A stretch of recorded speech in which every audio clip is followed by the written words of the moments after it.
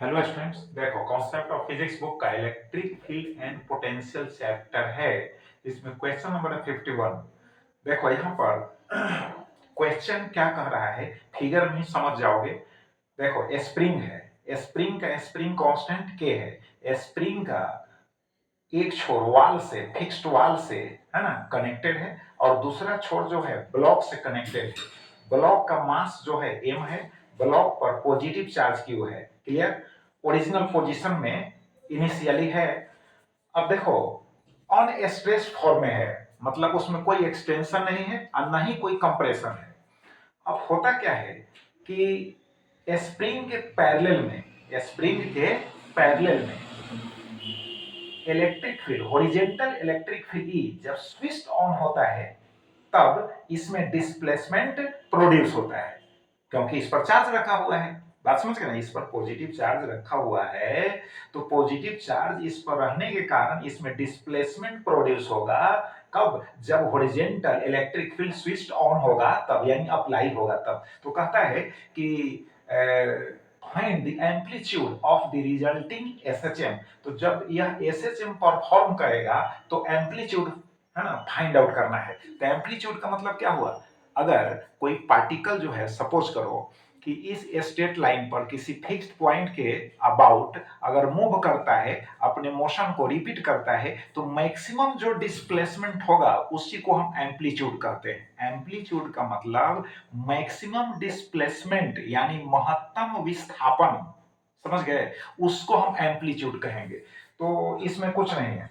देखो स्प्रिंग में जो फोर्स क्रिएट होता है, जिसको हम स्प्रिंग फोर्स कहते हैं, बात समझ गए, उसका जो फॉर्मूला है वह क्या है, सो समझ लो। F is equal to minus K X. F is equal to क्या होता है? Minus K x. तो स्प्रिंग फोर्स हो गया F is equal to minus K X. X हो गया डिस्प्लेसमेंट ऑफ द ब्लॉक, और, है ना, और क्या हो गया? एक्सटेंशन, यानी extension in the length of the spring. बात समझ गए? एक्सटेंशन और कंप्रेशन भी कह सकते हैं। जहां कंप्रेशन होगा तो कंप्रेशन, जहां एक्सटेंशन होगा एक्सटेंशन। बात समझ गए कि नहीं? तो के जो हुआ स्प्रिंग कांस्टेंट हो गया। क्लियर? एक्स हो गया, है ना, क्या हो गया? Extension in the spring. बात समझ गए? और डिस्प्लेसमेंट ऑफ दी ब्लॉक भी कह सकते हैं। क्लियर? अब देखो, अब इलेक्ट्रिक फील्ड इस पर फोर्स कितना लगाया? यहां F बराबर माइनस के एक्स है, क्योंकि इलेक्ट्रिक फील्ड के अगेंस्ट में स्प्रिंग फोर्स वर्क करेगा। बात समझ गए? तो इसीलिए उसमें माइनस यूज किया गया है। अब देखो कि यहां पर जो इलेक्ट्रिक फील्ड फोर्स अप्लाई करेगा, तो इलेक्ट्रिक फील्ड फोर्स जो होगा, इलेक्ट्रिक फोर्स, वह हो जाएगा इलेक्ट्रिक फोर्स। इलेक्ट्रिक जो फोर्स होगा, इलेक्ट्रिक जो फोर्स होगा वह हो जाएगा Q into E. Electric force is equal to, ऐसे लिख सकते हो, इलेक्ट्रिक फोर्स, इलेक्ट्रिक जो फोर्स होगा, इलेक्ट्रिक जो फोर्स होगा, है ना, F इज इक्वल टू होगा Q इंटू ई। क्लियर हो गया? अब जो इलेक्ट्रिक फोर्स होगा, बात समझ गए ना, इलेक्ट्रिक जो फोर्स होगा वह स्प्रिंग फोर्स के इक्वल होगा। अरे जितना इलेक्ट्रिक फोर्स अप्लाई होगा इस चार्ज ब्लॉक पर, बात समझ गए ना, उतना ही जो है स्प्रिंग में भी, है ना, फोर्स क्रिएट होगा इलेक्ट्रिक फोर्स के अगेंस्ट में। क्लियर है? तो इसका मतलब है कि दोनों फोर्सेस जो होंगे आपस में इक्वल होंगे। अब माइनस साइन को नेग्लेक्ट करो यार यहाँ कैलकुलेशन में, तो नाउ हम लिख सकते हैं कि यहाँ पर हो जाएगा कि x इज इक्वल टू हो जाएगा QE होगा, therefore x is equal to हो जाएगा QE अपॉन हो जाएगा K। तो ये हो जाएगा एम्पलीट्यूड, है ना, of resulting SHM, amplitude of resulting SHM। अब एसएचएम कैसे हुआ? अब देखो, स्विच ऑन करके छोड़ दो यार, स्विच ऑन करके छोड़ दो। तो स्विच ऑन करोगे तो डिस्प्लेसमेंट होगा, और जब ऑफ होगा, है ना, तो डिस्प्लेसमेंट फिर अपोजिट डायरेक्शन में होगा। क्योंकि जब देखो स्विच ऑन होगा तो ये स्प्रिंग के लेंथ में, है ना, ये स्प्रिंग के लेंथ में एक्सटेंशन होगा, यानी स्प्रिंग का जो लेंथ है इंक्रीज करेगा। बात समझ गए? और जब स्विच ऑफ होगा तो उसके बाद क्या होगा? फिर स्प्रिंग का लेंथ जो है यानी डिक्रीज करेगा, यानी जितना एक्सटेंशन होगा फिर उतना कंप्रेशन प्रोड्यूस होगा। तो ब्लॉक जो है ना, ब्लॉक फिक्स्ड पॉइंट के about to and fro motion perform करेगा कि नहीं, बात समझ गया कि नहीं। और एक्चुअली जो है वह मोशन सिंपल हार्मोनिक मोशन हुआ यार, क्योंकि देख रहे हो पाथ जो होगा इसका, है ना, क्या होगा, स्ट्रेट लाइन होगा, स्ट्रेट लाइन पाथ पर टू एंड फ्रो मोशन होगा, है ना, तो उसी मोशन को हम कहते हैं सिंपल हार्मोनिक मोशन। क्लियर हो गया। तो maximum displacement in resulting simple harmonic motion जो हुआ है x is equal to Q E by K. एक बार और हम स्टार्टिंग से समझा देते हैं। देखो, जब इलेक्ट्रिक फील्ड अप्लाई नहीं किया जाएगा तब ब्लॉक अपनी पोजीशन में होगा, ओरिजिनल पोजीशन में होगा, यानी x इज इक्वल टू लिख सकते हो यहां 0। जब इलेक्ट्रिक फील्ड अप्लाई नहीं होगा, यहां पर हटा दिए हम, इलेक्ट्रिक फील्ड अप्लाई नहीं होगा तो डिस्प्लेसमेंट इज इक्वल टू होगा 0, और इसका जो ओरिजिनल लेंथ होगा सो होगा स्प्रिंग कांस्टेंट के है। जब ही तुम इलेक्ट्रिक फील्ड इस पर हॉरिजॉन्टल इलेक्ट्रिक फील्ड पैरेलल में अप्लाई करोगे, है ना, तो इसमें डिस्प्लेसमेंट क्रिएट होगा, क्योंकि इस पर पॉजिटिव चार्ज है, डिस्प्लेसमेंट इस पर क्रिएट होगा ब्लॉक में। और जब इसमें डिस्प्लेसमेंट क्रिएट होगा, बात समझ गए, तो डिस्प्लेसमेंट हम क्या लिए हैं, एक्स लिए हैं, डिस्प्लेसमेंट एक्स लिए हैं। अब इस पर इलेक्ट्रिक फील्ड फोर्स अप्लाई किया तभी ना डिस्प्लेसमेंट क्रिएट हुआ। अरे विदाउट फोर्स डिस्प्लेसमेंट क्रिएट हो ही नहीं सकता है। तो इलेक्ट्रिक फील्ड इस पर फोर्स अप्लाई किया तो स्प्रिंग में उसके अगेंस्ट में एक फोर्स क्रिएट हुआ जिसको स्प्रिंग फोर्स कहेंगे। अब उसका जो वैल्यू होगा माइनस के एक्स के इक्वल होगा। इलेक्ट्रिक फील्ड जो फोर्स लगाया F is equal to Q E हो गया, तो दोनों आपस में क्या हो गया, इक्वल। अब बात समझ गए। अब माइनस साइन को छोड़ो यार, वो डायरेक्शन शो करता है, तो kx इज इक्वल टू क्या हो गया, QE, therefore x is equal to हो गया QE बाई k। तो यही हो गया एम्पलीट्यूड यानी मैक्सिमम डिस्प्लेसमेंट इन SHM। अब SHM का सवाल आ गया, तो SHM को फिर से समझ लो। अगर कोई पार्टिकल किसी फिक्स्ड पॉइंट के अबाउट में स्ट्रेट लाइन पाथ पर मूव करता है तो उसके मोशन को हम क्या कहते हैं, सिंपल हार्मोनिक मोशन। लेकिन एक कंडीशन हम पढ़ा चुके हैं, उसको भी याद रखिएगा कि किसी भी टाइम जो एक्सेलरेशन उसमें प्रोड्यूस होता है पार्टिकल में, वह डिस्प्लेसमेंट के अपोजिट डायरेक्शन में होता है, यानी ए इज प्रोपोर्शनल टू क्या होगा, minus X. Therefore A is equal to हो जाएगा minus omega square X, where omega square is a constant. Clear. तो चलो अब नेक्स्ट क्वेश्चन देखते हैं। नेक्स्ट क्या कहता है, a block of mass m containing a net positive charge q is placed on a smooth हो गया, smooth horizontal table. Find the time period of resulting oscillatory motion when, है ना, horizontal electric field is switched on. Similar question है, समझो थोड़ा सा difference है इसमें भी। यहां देखो एक ब्लॉक है, अब ब्लॉक जो है टेबल पर रखा हुआ है, ब्लॉक पर पॉजिटिव चार्ज क्यू है, सामने एक दीवार है। अब दीवार से जो है कितने डिस्टेंस पर रखा हुआ है, फिगर में दिया हुआ है, स्मॉल डी डिस्टेंस पर रखा हुआ है। जब, है ना, हॉरिजॉन्टल इलेक्ट्रिक फील्ड पैरेलल में, यानी ब्लॉक रखा हुआ है जिस सरफेस पर, टेबल पर, उसके पैरेलल में जब स्विच ऑन होगा, इसमें नहीं लिखे हैं लेकिन लिखना चाहिए था, है ना, स्विच ऑन। बात समझ गए कि नहीं।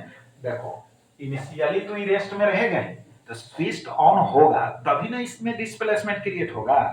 तो यहां पर समझो, है ना, कि जब इलेक्ट्रिक फील्ड इसके पैरेलल में, बात समझ गए, स्विच ऑन होगा तो इसमें डिस्प्लेसमेंट क्रिएट होगा, तो यह जाएगा, मूव करके जाएगा और वॉल से इसका कोलिजन होगा। वॉल से क्या होगा, कोलिजन होगा। तो यहां पर हम लिख देते हैं find the time period of, है ना, resulting oscillatory motion for elastic collision. क्या होगा, इलास्टिक कोलिजन, इलास्टिक कोलिजन।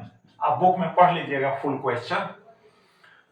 अब देखो इलास्टिक कोलिजन होगा, कोलिजन के बाद, इलास्टिक कोलिजन के बाद फिर, है ना, क्या होगा, अपोजिट डायरेक्शन में मूव करना शुरू करेगा कौन, ब्लॉक। बात समझ गए। तो इसका मोशन क्या होगा, ऑसिलेटरी मोशन होगा। तो उसमें हमको टाइम पीरियड निकालना है। तो देखो, एक कंप्लीट ऑसिलेशन में जितना टाइम टेकन होता है उसी टाइम टेकन को हम टाइम पीरियड कहते हैं। तो सबसे पहले देखो, डी डिस्टेंस पर यह है, तो जब स्विच ऑन होगा इलेक्ट्रिक फील्ड का तो यह है ना मूव करेगा और वॉल से कोलाइड करेगा, टकराएगा। बात समझ गए? तो कितना टाइम टेकन हुआ पहले हम निकाल लेंगे, और फिर उसके बाद वापस आएगा तो कितना टाइम टेकन होगा निकाल लेंगे, और दोनों टाइम टेकन को ऐड कर देंगे तो फुल टाइम पीरियड जो है एक ऑसिलेशन का, एक वाइब्रेशन का फाइंड आउट हो जाएगा। तो चलो, स्टार्टिंग में क्या है, स्टार्टिंग में जो होगा u इज इक्वल टू क्या होगा, जीरो होगा। स्टार्टिंग में u इज इक्वल टू क्या होगा, जीरो होगा। स्विच ऑन होगा, उसके बाद में डिस्टेंस कवर करेगा तो u इज इक्वल टू हो गया जीरो। बात समझ गए? जब इलेक्ट्रिक फील्ड लगाया तो इस पर फोर्स इज इक्वल टू हो गया Q इंटू ई। अब फोर्स इज इक्वल टू क्या होता है, मास इंटू एक्सेलरेशन होता है, बार बार हम कहते हैं।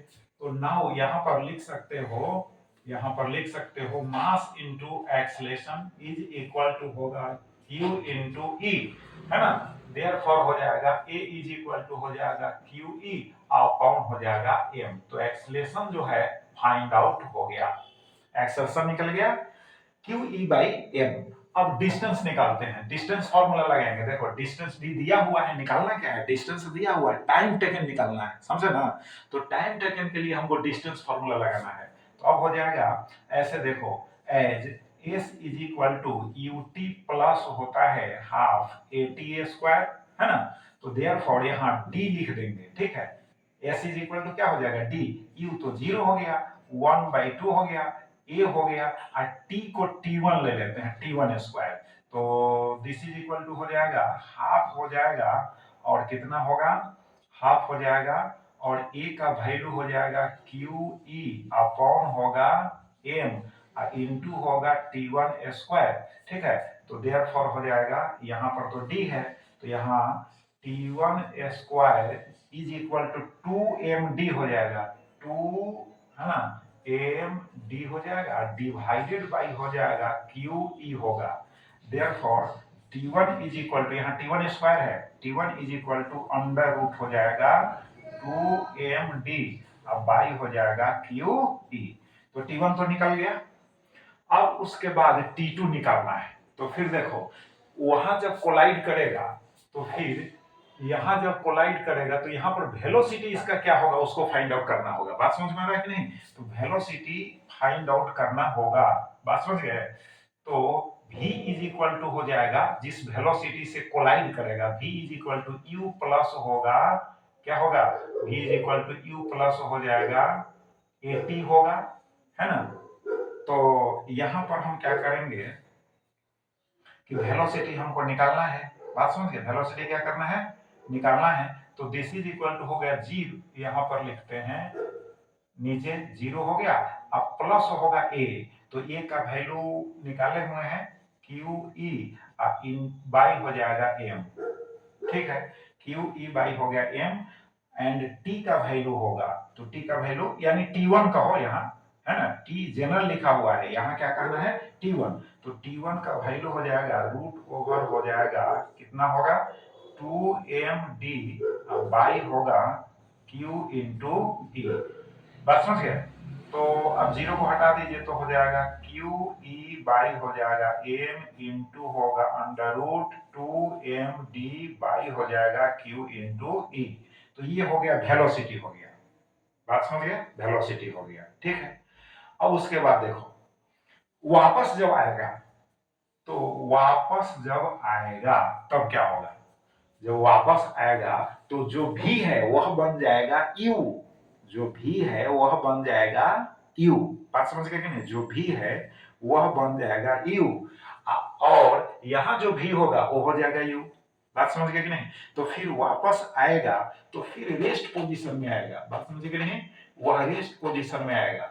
तो यानी यहां पर हो जाएगा नाउ, यहां पर जब वह वापस आएगा तो यहां हो गया आपका, ये तो भी है तो ये हो गया u के प्लेस पर, यहाँ जो भी होना चाहिए वह हो जाएगा u इज इक्वल टू हो जाएगा जीरो। तो हम लिखेंगे जैसे फाइनल जो होगा, फाइनल यही ना होगा, अरे यार फाइनल तो यही ना होगा, तो फाइनल होगा यानी u इज इक्वल टू यहाँ हो जाएगा भी, बात समझ गए, भी हो गया, और माइनस होगा यहाँ पर, यानी माइनस हो जाएगा ए, यहाँ होगा T2, टाइम क्या होगा T2। अब माइनस क्यों लगाए, माइनस लगाने का मतलब है एक्सलेशन जो होगा, है ना, एक्सलेशन जो होगा अब निगेटिव होगा, एक्सप्रेशन क्या होगा, है ना, निगेटिव होगा, क्लियर, एक्सलेशन निगेटिव होगा, इलेक्ट्रिक फील्ड के अगेंस्ट में ना हो रहा है, अरे अगेंस्ट में होगा तब ना नेगेटिव हो रहा है, इलेक्ट्रिक फील्ड के डायरेक्शन में अगर होता तब ना पॉजिटिव होता।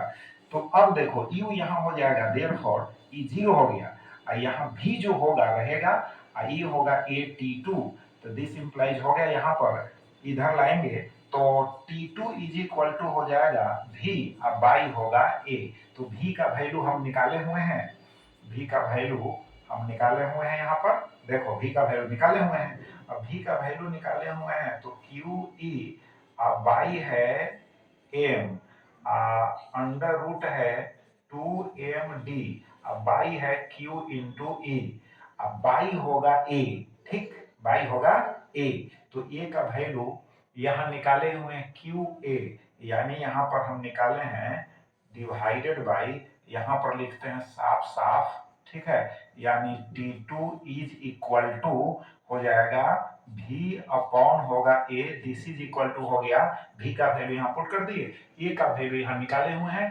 QE बाई हो जाएगा M, क्लियर, तो QE बाई M, तो QE बाई M कैंसिल हो जाएगा, है ना, तो मिला कितना, तो दिस इज इक्वल टू हो गया अंडर रूट यानी 2MD, अब बाई हो गया Q इंटू E, T2 निकल गया, T2 निकल गया, अब T1 प्लस T2 को ऐड करना है, तो T1 कहाँ है, T1 यहाँ है, T2 यहाँ है, अब लिखोगे टाइम पीरियड, अब लिखोगे time period, time period capital T is equal to हो जाएगा T1 प्लस T2।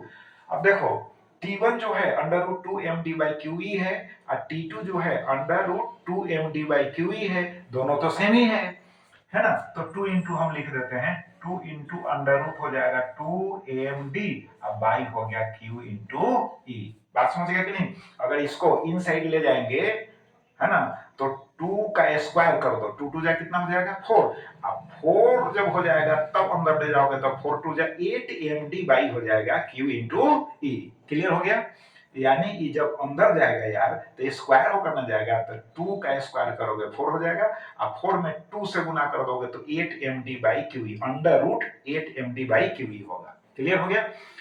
तो चलो इंटरेस्टिंग क्वेश्चन है भाई, तो दोनों क्वेश्चंस को रिवाइज करो अच्छी तरह से, है ना, फिर अगर इसमें अगर समझने में कोई प्रॉब्लम होता है, कोई डाउट होता है, तो फिर आप बोलोगे तो अगेन फिर सेम क्वेश्चंस दोनों के हम वीडियो बना देंगे, अदरवाइज इसमें से अगर किसी एक में प्रॉब्लम है, जिसमें प्रॉब्लम होगा उसका फिर अगेन वीडियो बना देंगे। Thank you.